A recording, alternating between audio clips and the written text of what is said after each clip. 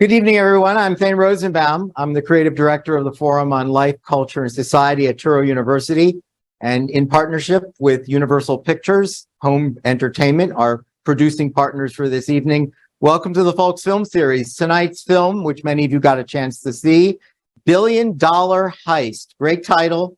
It opens tomorrow. Our featured guest is Misha Glenny, who is an award-winning European journalist. He's also a cybersecurity expert, and he is the main voice that you hear throughout the film. If you are someone who loves movies like Ocean's 11, or The Italian Job, or Catch Me If You Can, or The Thomas Crown Affair, if any of those films are films that you enjoy, you're going to love this documentary because it gives you that same sense of thriller feeling to it and high stakes. And what I like about it is that it's not just a bank robbery, it's the bank robbery, and it's done by computer scientists. It's based on a true story, what at the time was almost a $1 billion act of cyber terrorism, cyber espionage, through the Bangladesh National Bank, or their central bank, an act of cyber terrorism. It turned out that it wasn't $1 billion at the end, it was 81 million. So we'll talk a little about how that happened. But it's a really exciting film, and it's a cautionary tale in a way. It gives you a sense of humility that these computers that we've become so intimate with are really dangerous, especially when they're connected to each other. The dependency that we've reached on these machines, and the vulnerability that's exposed. And Misha will explain that to us. If you're watching us on YouTube, welcome. We love that you're watching us on YouTube as well. Make sure you go to folks.org and sign up for our list of upcoming events. If you have a question for Misha, I'm not sure you can leave it because this event is so popular. Questions have already been asked in advance. So you've come to the right place. Misha, welcome to FOLCS, and welcome to the FOLCS film series. Thank you very much, Thane. Thank you. So, Misha, how do we account for the fact that this was, if you're watching the film, the people in it, like yourselves, cybersecurity experts, were literally, astounded by the elaborateness of this crime. And these are pros, guys like you, people like you. But the rest of the world didn't seem to pay attention in the same way. And so can we understand why that is? Is it because it, in the end, was not $1 billion, and that the people that were most impressed were the people that really understood what it took to even get the New York Fed involved in this? Yeah, well, it was close to being $1 billion. They came within 2 or 3 hours of actually snaffling the whole lot. In the end, it was only $81 million, although if you're a criminal, $81 million is, it's a fairly decent paycheck. But the ambition, as I say, was even greater. They nearly got away with it, but they didn't. Remember, this took place in 2016, and news of it, because of course, first of all, the Bangladeshi bank kept it quiet while they were trying to work out what the hell had been going on. News of this came out in late 2016, when we'd already had the Brexit referendum, which in Europe was a political bombshell. And then, of course, Donald Trump was elected president of the United States, and everyone was in a bit of a kerfuffle as a consequence of that. And so it was a heavy news year as it was, but also, cybercrime is something which just doesn't get people very excited. It's not like Ocean's 11 because you don't have the characters, you don't have the jeopardy of breaking into the bank and stuff like that. It all goes on behind a screen, and that's not much of a story. It's not that cinematic until you get down to the details and look at it forensically. And then you think, my God, these guys really knew what they were doing. And they embarrassed the Fed. They embarrassed the SWIFT international transfer system based in Belgium. They, above all else, embarrassed the Bangladeshi National Bank, Sri Lankan authorities, Philippine authorities. It was a huge operation and really carefully organized, down to one or two slight little errors that they made, which is why they failed to get the real jackpot they were after. So speaking of the real jackpot, before I have a question about sort of the nation state elements to this, but let's get to had they gotten $1 billion, one of the interesting things about the film toward the end is how they converted the proceeds into hard currency and how difficult a job that was and how clever they were in using a casino or casinos in Singapore. But one of the things that the movie points out is that's not so easy to do. Even if you're sitting at the baccarat tables, basically changing money so that you can eventually cash it back in and have it laundered properly. That was for 81 million, Misha. How would they have done it for $1 billion? It was really astonishing. And what you've done is if you put your finger on the one issue about this case, and I've did they not know they would get caught on the back end? Was why did they? It was a sort of hybrid thing. The first half of it is really sophisticated hacking techniques, but it's this hybrid. So in the second half, instead of going through Bitcoin, now by this time Bitcoin was already a thing. And lots of criminals were using Bitcoin in order to launder money. But for whatever reason, and I've looked at it from every angle, and I can't quite understand what it was. They decided to go through the old-fashioned way of laundering money by having a corrupt officer in a bank, and then, as you said, going through the casinos. Now, that involves putting huge boxes of money in the back of a car from the bank and then driving it all the way through Manila till you get to the casinos.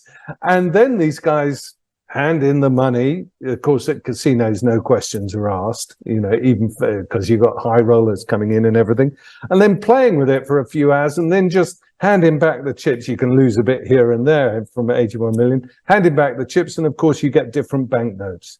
And those banknotes are then untraceable. Right. And then but you could imagine that the film does such a good job of taking us, because at that point, you're quite right.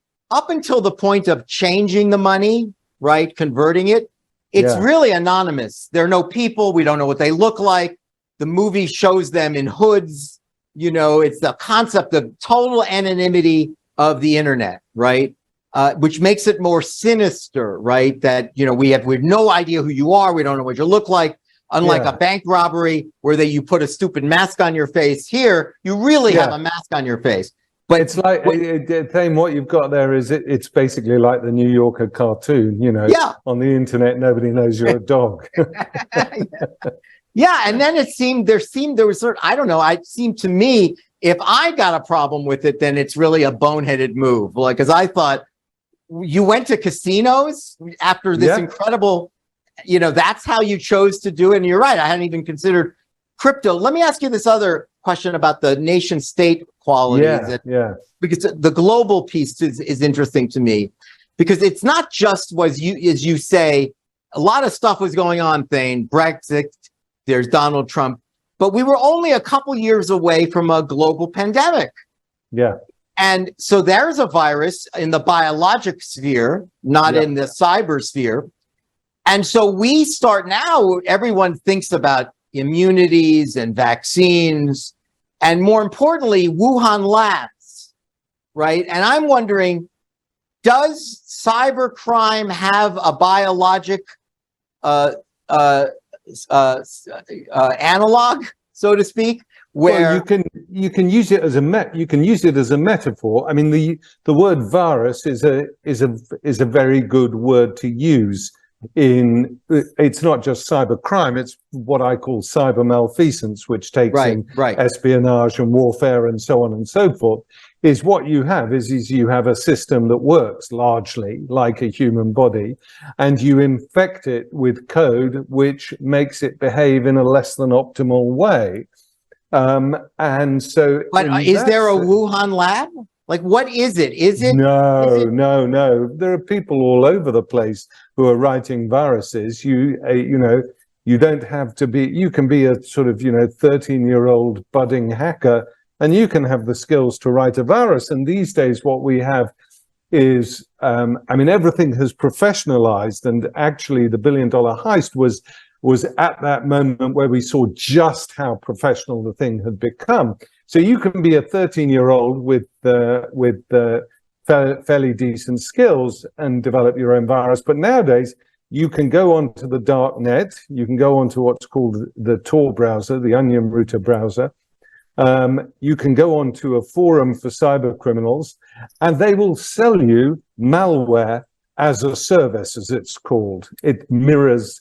They use the same vocabulary as the illicit digital world. So software as a service, you have malware as a service, and you can actually employ these hackers to deploy the virus for you. But the problem here, Misha, is that the movie makes it clear that this was not a teenager, that this required a year's worth of work, and it required a lot of high-skilled people. I'm wondering, yes, I understand that a 13-year-old can set off a virus, but something as elaborate as this, I'm wondering, this does have an Ocean's 11 look. So I started working on this, first of all, in the first decade of this century. I was working before on traditional organized crime, and then I started looking at cybercrime. And what you saw between about 2008, 2009, until 2016,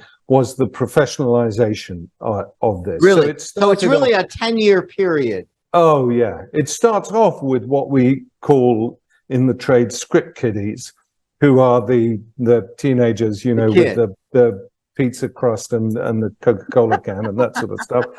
And then you start to get a generation that ages with the internet and becomes more sophisticated and more ambitious. But even in dark market, which took place in around 2004, 2005, dark market was a criminal website. Members of that website included real criminals, scammers, intelligence agents, police officers, people from military intelligence, and they're all going there to try and work out what the latest technique is that is being developed on the dark net. And can they be recruited? Yeah. You get people. You can recruit someone off of that. The FBI and the Secret Service are famous for their entrapment strategies when it comes to cybercrime. So they managed to nab someone who has not been careful with what is called his or her, although the gender is almost always male, OPSEC, operational security. So they managed to get somebody from the group who's trading credit cards or whatever it is they're dealing with, and then they basically go there and say, right, from now you're working for us, either that or you're in the slammer for 20 years. And that's the way that they infiltrate criminal groups. But you're absolutely right to mention the nation state thing, right? Because soon everyone was sponsoring this sort of thing, in particular the Russians, to an extent the Chinese as well, the Iranians, but also the North Koreans. Now, one of the reasons why people think that it's North Korea that's behind the $1 billion heist, specifically North Korea, is there's a tiny bit of code in the malware that they used in the Bangladeshi bank hack, which was also used in the Sony International. In the movie, do they call that a signature? Is that like it's a signature? It's a clue. It's not definitive proof, but it puts you on the track of who this might have been. So, and sometimes it's an intentional signature. Sometimes it's done as a joke. Sometimes it's done as a false flag element. So it could have been another country doing it and said, let's stick in a North Korean signature there so that the Americans will think that it's the North Koreans. So let's go back to the cyber warfare. Yeah. You one of the things the movie talks about, I think you say it in the film, that if you are a nation under sanctions, if you've been put in a more desperate position, you might engage in this kind of retaliatory cyber activity. But I think the one question that I was mystified by is, so every country has the potential to do this through their nations, that everyone, is essentially has this skill set of like a Caltech, an MIT, a Cambridge. Every nation has computer scientists that can be recruited to be engaged in this kind of cyber warfare. Well, at the moment, Thane, it's estimated that about 130 countries have a operable cyber offensive and defensive capability. The United States remains well in advance of all other nation states in this. And the United States, I'm confident, has its computer networks will have penetrated China, Russia, Iran, all the major states. We know that it's happened in Iran because together with Israel, they deployed a very big virus in the Natanz against Iran. But the problem is, and we're now at a tipping point, we're at a turning point because of AI, because of artificial intelligence. The barrier to entering in to that type of activity gets lower all the time. And with artificial intelligence, one of the people in the film, who's a really, really smart, interesting guy called Mikko Hyppönen, he's Finnish. Yeah. He's the chief technical officer of a big cybersecurity company in Finland. He called me 3 years ago after he had been to Silicon Valley, to San Francisco, and invited to play around with GPT-3, the predecessor to ChatGPT. He rang me up as soon as he got back and said, Misha, you are not going to believe what this can do. This can write malware. It can write viruses. And he says, if this falls into the wrong hands, then we're going to see a proliferation of viruses. And it's already fallen into the wrong hands, in as much that we now know that there are two programs out there in the wild. One is called GPT Worm, and the other is called Fraud GPT, which are the sort of embryonic assisters of cybercriminal, the embryonic allies of cybercriminal in this emerging world of artificial intelligence.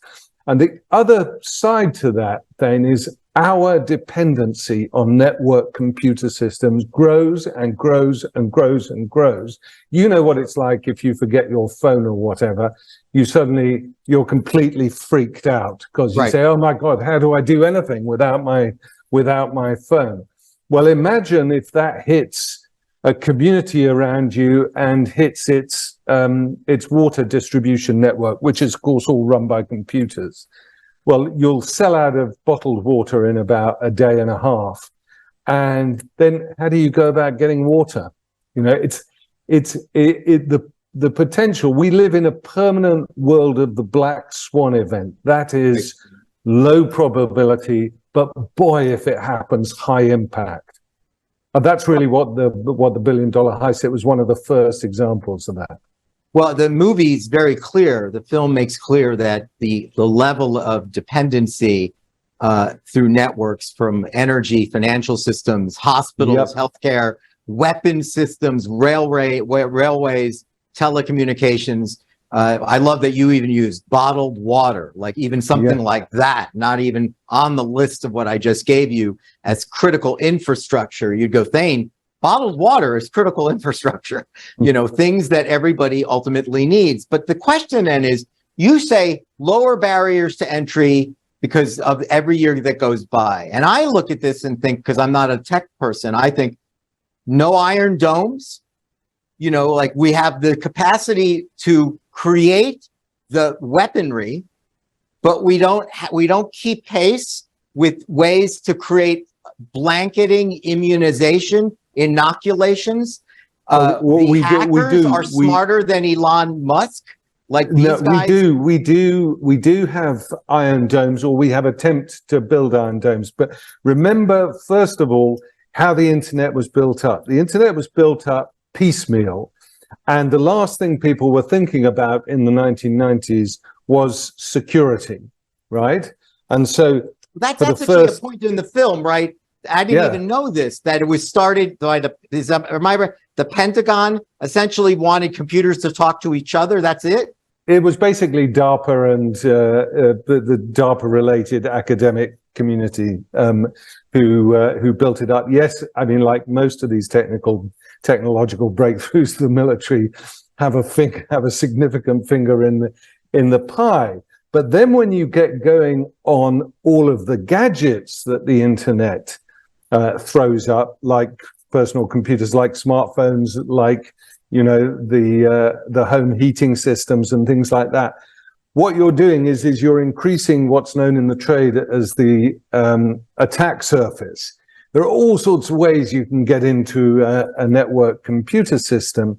And if you ask any cybersecurity engineer worth their salt, how can we make the internet secure?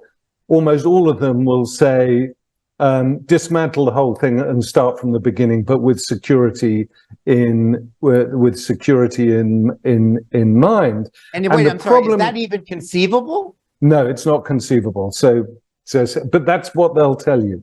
Right. So one of the really important things is that in the United States in particular, although it's true of Japan and South Korea as well, innovation is seen as a sort of object of deification. If it's new, it must be brilliant. We've all got to innovate. And so everyone wants to get the latest thing, the latest gadget. And so, for example, now we have 4K video security cameras, right? And they're incredibly powerful in terms of their computing power, but they're not built with any particular security measures in place. I mean, there's an administrator password, but they're very, very easy to crack. And what you're seeing is the emergence of these mega bots, which are the computing power of things like 4K CCTV, which can just bulldoze their way into any website they like, and that website will be disabled. And this is all relatively simple stuff. However, the United States, so if we take, for example, the Russo-Ukrainian war, there was the preface to that war starting in early January, after a period of relative quietude when the Russians were not attacking the United States because Biden had warned them not to. There was an avalanche of attacks on Ukraine's government, military, and media systems. Now, this was to be expected. The Ukrainians are no dopes themselves. They come from the same educational system as the Russians, i.e. the Soviet systems, which placed a lot of emphasis on cyber and computer science in general. But they were working with the NSA in the United States, with military intelligence in the US, with CSIS from Canada, GCHQ in Cheltenham in the United Kingdom, and the Estonians, who have an advanced defensive capability as well. I won't go into why right now, but they do. And they have done a great job of defending Ukraine from a permanent assault on their network emanating out of Russia. And so that is a cyber iron dome that we haven't really been talking about during this war, but it exists. So since you pointed out why this is a tougher Hollywood movie, because you said there are no characters, and I thought that was a very interesting insight, Misha. But there is a Hollywood movie of it's Misha Glenny, who is pounding his or her hand on the table and saying, do you realize how vulnerable we are becoming? Do you realize the dependency that we've created? Do you realize that if we walk around without our phone, we're freaking out? Every single day, the capacity of what could be due for sabotage outpaces our ability to protect ourselves. Is anyone out there that is the subject of that kind of a movie? Is there any? I want to. So this has always been a problem. So one of the first books I wrote about organized crime, Mafia, was a non-fiction book, and it was turned into a TV show by the BBC and AMC, and it was very successful. When I was writing, what was the name of the movie? I'm sorry. McMafia. with the great James Norton in the lead role.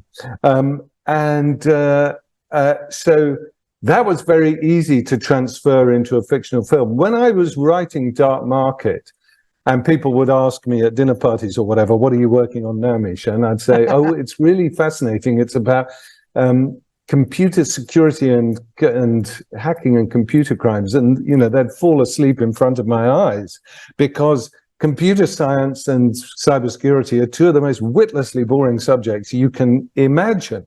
So the big challenge in this era for filmmakers and for TV and makers of TV shows is, how do you visualize this stuff when your stock in trade is a keyboard, a screen, and said script kiddie with the hoodie and the pizza and the... By the way, the film does have creative elements to it. Yes, right? It does. So that was the director, Dan Gordon, because he knew he was going to face this.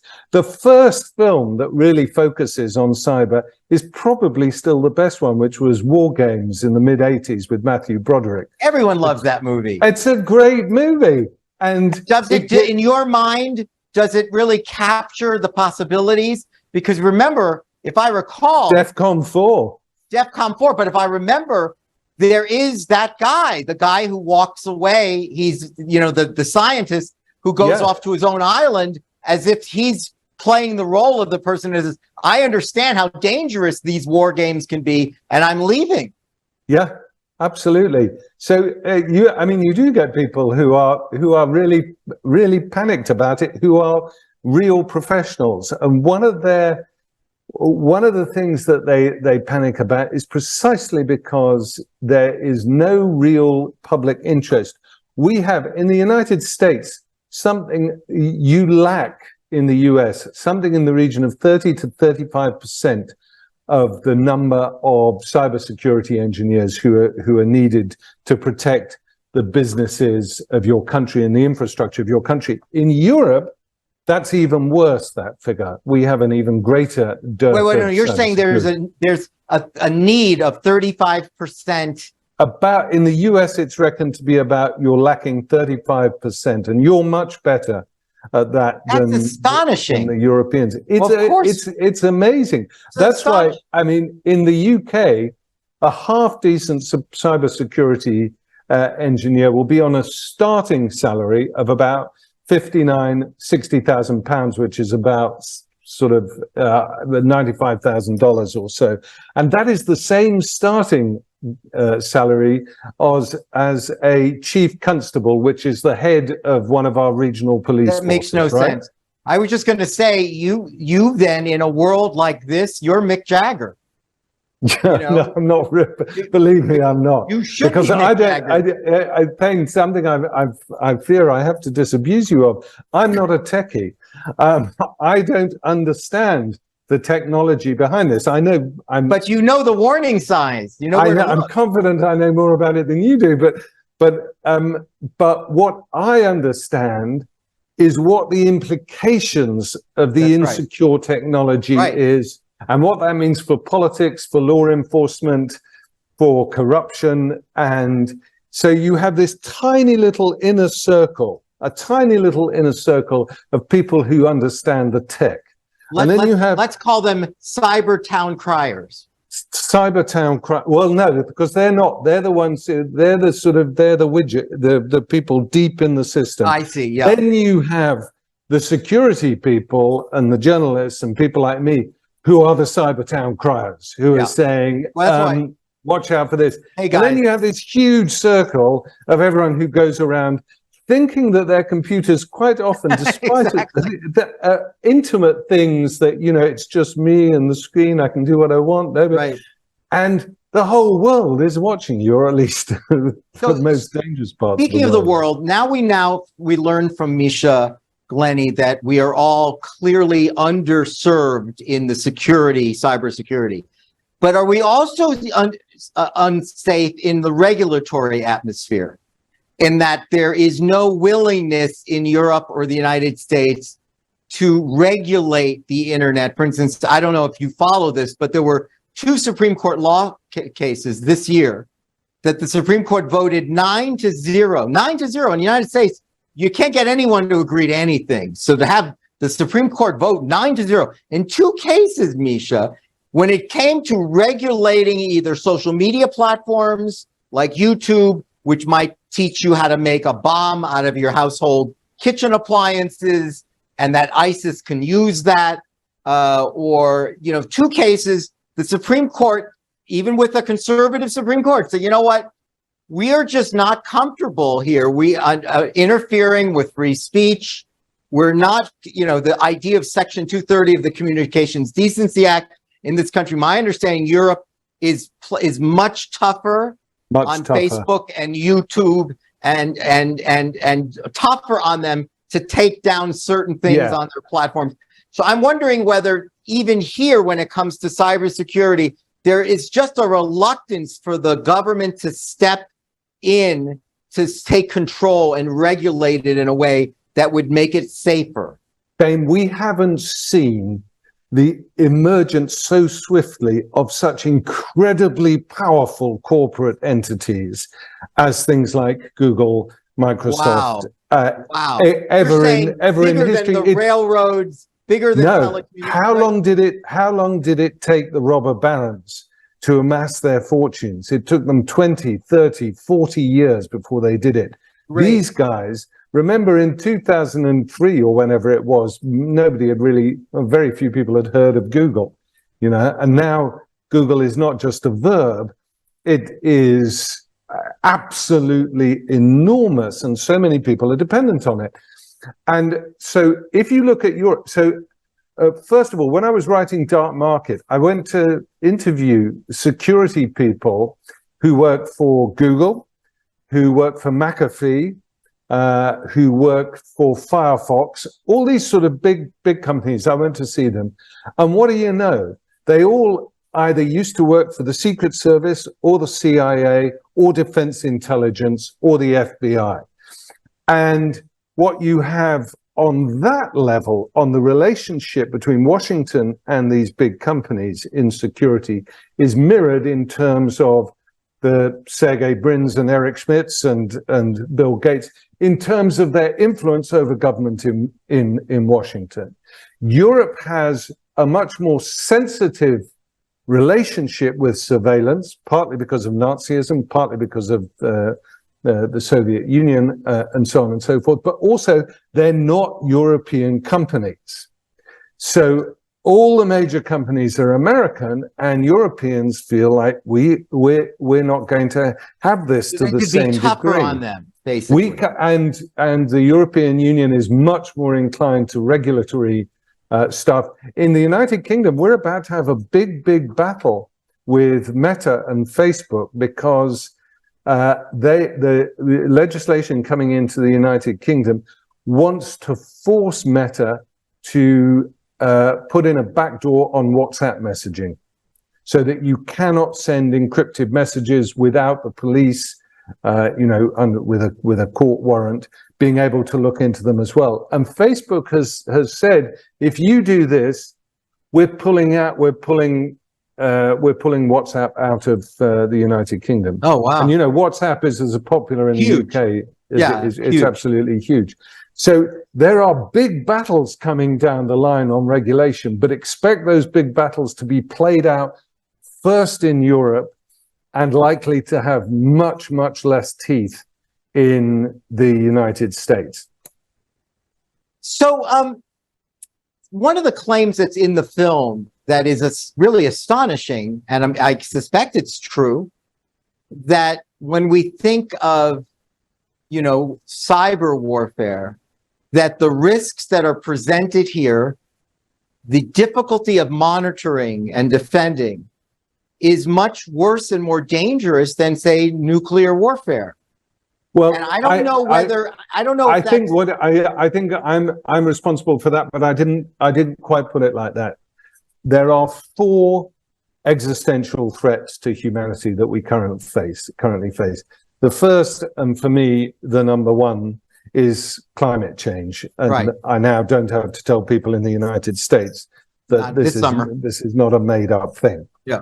The next 2 are pandemics, and again, most people don't need to be told that it's a not made-up today thing. and weapons of mass destruction. And with the Russo-Ukrainian war, there have been threats which a lot of security people have been taken seriously, that the Russians might, under circumstances, deploy a nuclear weapon. So that is very real as well. But the fourth one, I don't put down to cybercrime, I put down to cyber malfeasance. So, the ability of states in particular to attack the critical national infrastructure of another country if it gets that far. And that dependency, because we built up this dependency without, another favorite term of cybersecurity people, without resilience. When things go wrong, we just haven't got a clue what to do. We're sort of, we're hopeless. Yeah, so when everything that you depend on stops working, where are you going to go? Well, I was thinking about this in watching the film about the Cuban Missile Crisis. Yeah. And I thought to myself, well, in the United States, that was doomsday. 90 miles away from the United States, there were these. Now, it didn't take very long, even in 1962, I guess it was the year, for the Americans to realize, they had photographs from the aerial planes or satellites, and so, oh my God, those are nuclear weapons pointed at the United States. And so that was the crisis. It does seem today, this is what, 60 years later, that we are caught by bigger surprise today by cyber espionage. Like I look back at we figured that out, the Cuban Missile Crisis. We don't seem to know. In the United States. But Thane, what's important about that? With nuclear warheads, each side knows exactly what the other side has. Yeah. They know where they're stationed. They know what their delivery systems are. They can tell when something is on the move and about to be launched. Even the movie War Games has that idea, right? Exactly. This is how deterrence, imperfect though some people consider it was, that's how deterrence works. And the different thing about cyber is that you have to penetrate your enemy's systems while you're still at peace. Okay. So it was revealed quite recently that Chinese viruses have been discovered on various parts of the United States critical national infrastructure. They're placed there, of course, because you have to be preemptive. Anything to do with cyber and malfeasance involves you penetrating a system without the system's guardians knowing that that's happening. And so that makes deterrence with cyber a very different thing, and one which frankly doesn't work. Now, what would that, in order to preempt that, to protect against that, is that a technical question or a regulatory question? Because I listen to you and I think, well, that actually seems fixable. We could just make sure that we never let our guard down. If we don't ever let our guard down, Dane, that is in terms of the United States and cyber, the deterrence works this way: is that everybody around the world, or at least the people involved in this business, know that the US has cyber capability which could be utterly destructive and much more destructive than anything that they can put out in the field. And so... Wait, I'm sorry, just let me say, the Russian and the Chinese agree with that. The Russians and the Chinese agree with that. I don't know if you remember, there were two attacks in 2020, one on SolarWinds, which is a company that provides software, administration software for other companies. The Treasury was hacked into through SolarWinds, the Department of Commerce, Microsoft, even a couple of cybersecurity firms. And soon after that, a Russian-based cyber group called DarkSide attacked a company called Colonial Pipeline. Colonial Pipeline provides 45% of the refined oil on the east coast of the United States. Biden rang up Moscow and said, call off your dogs now, and arranged a summit with Putin in 2021, in June 2021 in Geneva, where basically the only topic of conversation was cyber. And Biden told Putin, there are 16 sectors of our economy and society which are off limits from you guys. And if you touch them, and he said this in the press conference, we will hit you back with cyber. He knows.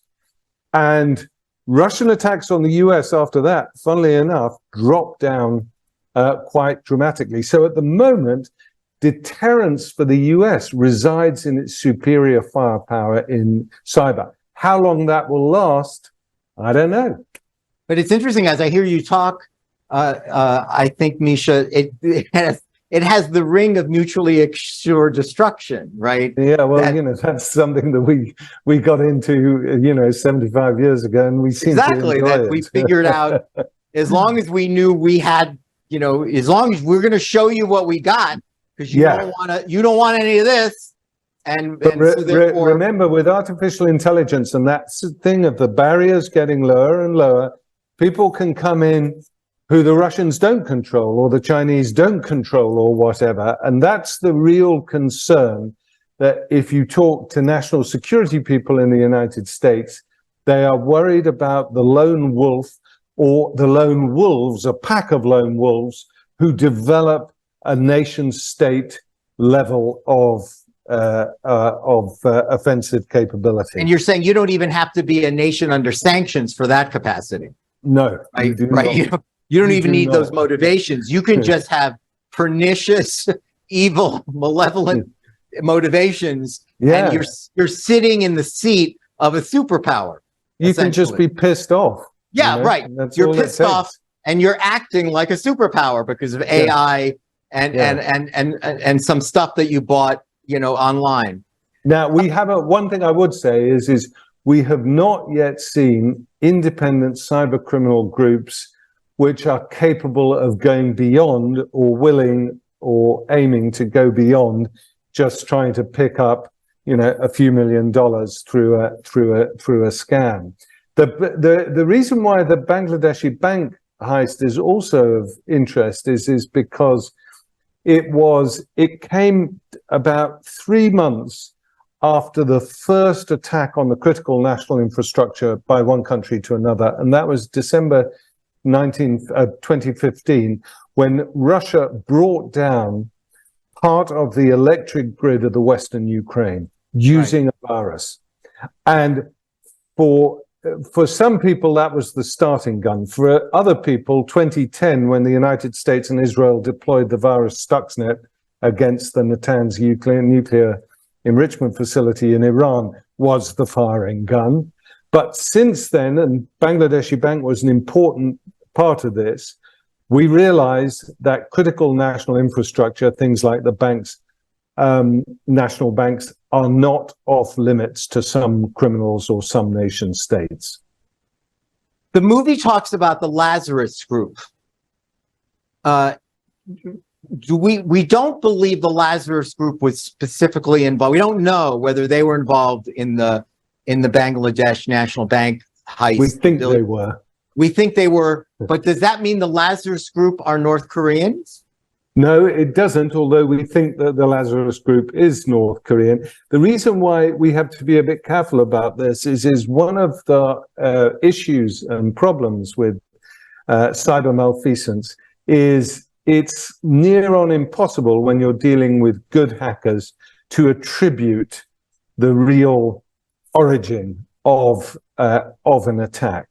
And too many times, don't forensically leave behind enough evidence. You can disguise where it's coming from. So, for example, if I wanted to go, as I do quite often, to monitor activity, what's going on, some of the criminal groups now have their own websites on the Tor browser, on the dark net, right? So you can go and look at their websites, and it's really fascinating. They're explaining to people who they've hacked how they pay up before they release their data. So that's how they communicate with them. They communicate. They send you a message. They send you an email saying, if you want to get your data back, go onto the Tor browser. And when you go onto the Tor browser, right, if you're doing it really properly, your signal is being bounced around all over the place in unusual configurations, which makes it very difficult for law enforcement to work out where you're coming from. Now, that's sort of, one level up from just putting on an incognito system on your browser, right? Private browsing or whatever. That private browsing is bullshit. You'll never, that's not going to protect you from anything. But on the Tor browser, you have one level of protection. If you're using a virtual private network, a VPN, that gives you another level of protection. And if you're up in the stratosphere, you can do things to protect your origin that make it very difficult, even for the NSA, which is by far the most sophisticated of the bunch, even for the NSA to work out exactly who it is. Is there anyone in Europe or United States, maybe detected by the NSA, given the fact that you've now described them as probably the best at this sort of thing? Has anybody been prosecuted? Not for Bangladesh. The only person who's been prosecuted but that just seems, is the poor manager of the bank. I know, but the movie makes the point that is a very unsatisfying prosecution. Yeah. That she's sort of a mid-level person. Do we have any example like we see here in the United States of? You've had warrants out for very senior Chinese military leaders, for example, who are thought to be involved in hacking, and Russian, and some Russians get picked up. When I was doing Dark Market, I interviewed a guy called Roman Vega, whose real name was Stepanenko, who was a Russian speaker from Ukraine. I interviewed him in the federal prison, I think the same one where Sam, what's his name, has just been sent to. The guy from the crypto guy. He's gone to the same Brooklyn prison where I interviewed Roman, and he told me the whole story, his side of the story for Dark Market, and he was in jail for a long time in the United States. And yes, people get picked up, and in the US, you have a lot of very skilled hackers in jail who are wasting away their lives. Who actually really ought to be, I believe, ought to be sort of, working for the good of humanity as opposed to working to make a quick buck. Given their talents. Given their talents, because their talents are, believe you me, when you meet some of these hackers, what they can do on computers is amazing. It's just astonishing. There was one Turkish hacker I met, and I was there with my translator, very nice woman. We were talking to him, and we both had our iPhones with us. And he was talking to us and holding a normal conversation. And at the same time, under the table, he managed to send a message from my iPhone to her iPhone, and from her iPhone to my iPhone. And I have, to this day, no idea how he did that. It was absolutely wild. And that was like sort of 14 years or so ago, and when you see what they can do, what they can get into, how they can crack passwords and say, oh God, it's wild. So they're fun to watch. One last question, but before that, I'm just curious. So you're saying that if we were looking at the FBI most wanted lists, we might actually see cyber criminals? Oh yeah. Because I don't think most people think that. No. The FBI has a list as long as your arm. And the same thing in Europe and people they want for the Computer Misuse Act in the United States is extremely extensive, very, very extensive. All sorts of people can get caught up in that. Sometimes they get caught up inadvertently, but you were such talking in my experience. There was a Turkish national in jail in the United States. That's who. No, that was a Russian. He was a Ukrainian national. Ukrainian national. Yeah. He was a Ukrainian national. Yeah. So, you've got lots of people: Albanians, Romanians, You've got great hackers all over the world. So your book, which I had forgot to mention, but is a seminal book, is there going to be a sequel? Given the fact that what we've seen, does it need an update? As I told you when we were chatting before, then I now run an advanced research institute which deals with more cerebral stuff.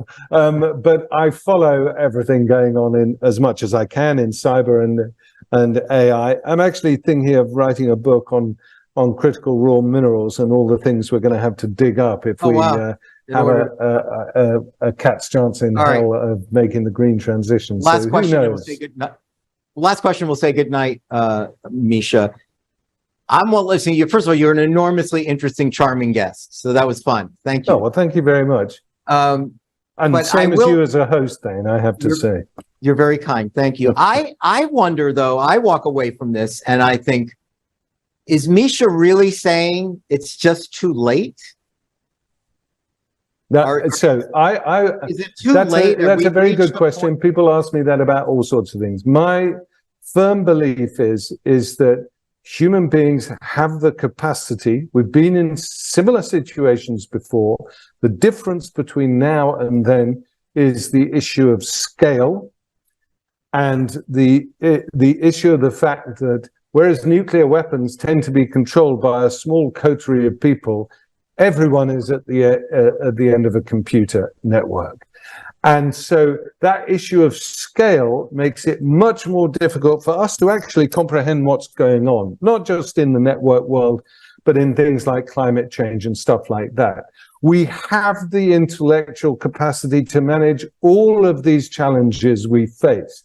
The question is do we have the social and political mechanisms required to channel that intellectual capacity in order to solve them? And if I look at the last 15 to 20 years or so, I've obviously got to say I'm on the side of the pessimists on that one. Wow.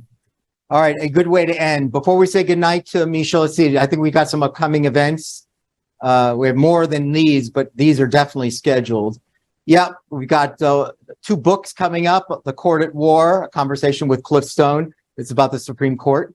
And Into the Bright Sunshine, a conversation with Samuel Friedman. This is a book that really will be the definitive book on Hubert Humphrey that is long overdue. The first one is a virtual event on October 3rd. The second one is live here with our new producing partners at the JCC in Manhattan. There are other events coming up as well, so stay tuned.